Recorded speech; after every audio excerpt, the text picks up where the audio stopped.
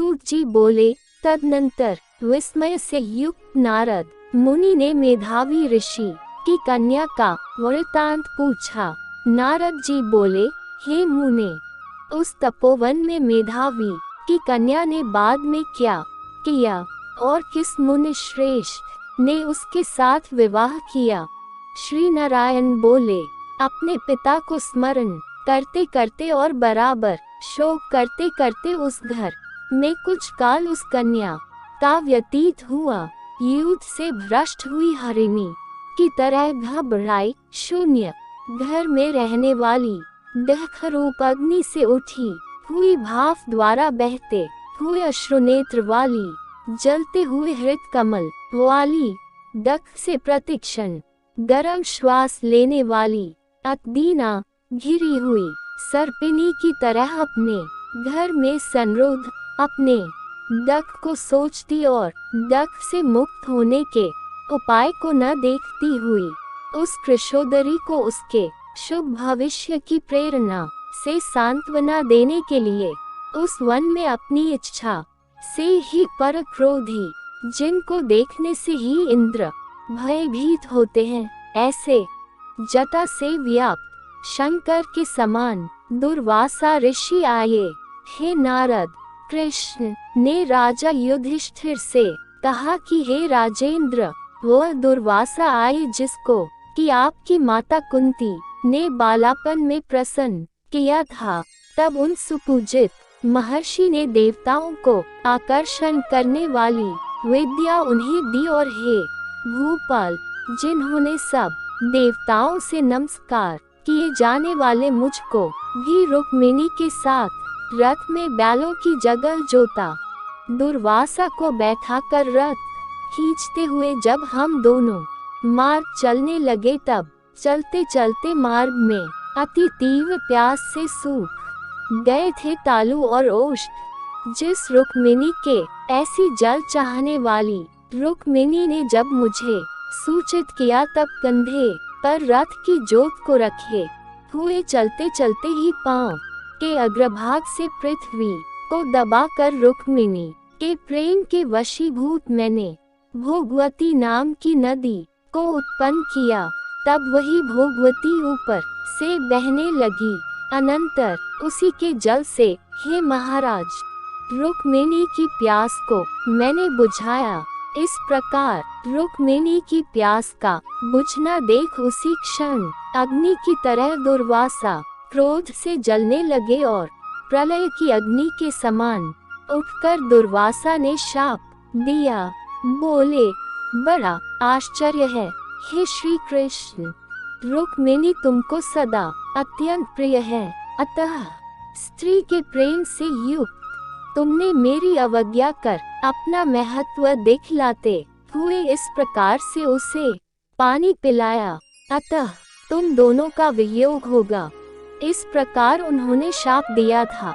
हे युधिष्ठिर, वही यह दुर्वासा मुनि है, रुद्र के अंश से उत्पन्न दूसरे काल रुद्र की तरह महर्षि अत्रि के उग्र तपरूप कल्प वृक्ष के दिव्य फल, पतिव्रताओं के सिर के रत्न, अनुसूया भगवती के गर्भ से उत्पन्न अत्यंत मेधायुक्त दुर्वासा नाम के ऋषि, अनेक तीर्थों के जल से भींगी हुई जटा से भूषित सिर वाले तपोमूर्ति दुर्वासा ऋषि को आते देखकर कन्या ने शोक सागर से निकल कर धैर्य से मुनि के चरणों में प्रार्थना की।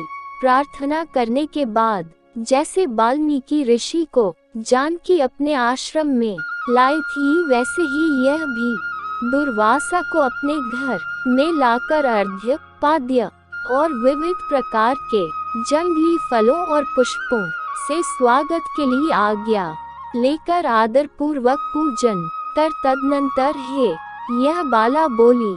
कन्या बोली, हे महाभाग, हे अत्रि कुल के सूर्य, आपको प्रणाम है। हे साधो, मेरी अभाग्या के घर में आज आपका शुभागमन कैसे हुआ? हे मुने, आपके आगमन से आज मेरा भाग्योदय हुआ है, अथवा मेरे पिता के पुण्य के प्रवाह से प्रेरित मुझे सांत्वना देने के लिए ही आप मुनिसत्तम आए हैं। आप जैसे महात्माओं के पांव की धूल जो है वह तीर्थ रूप है, उस धूल का स्पर्श करने वाली मैं अपना जन्म आज सफल कर सकी हूँ। आज मेरा व्रत भी सफल है। आप जैसे पुण्यात्मा के जो मुझे आज दर्शन हुए, अतः आज मेरा उत्पन्न होना और मेरा पुण्य सफल है।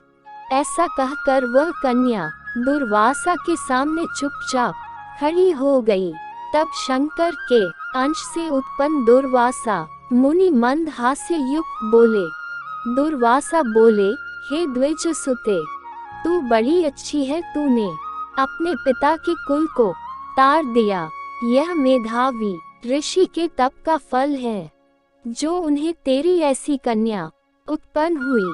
तेरी धर्म में तत्परता जान कैलाश से मैं यहाँ आया और तेरे घर आकर तेरे द्वारा मेरा पूजन हुआ।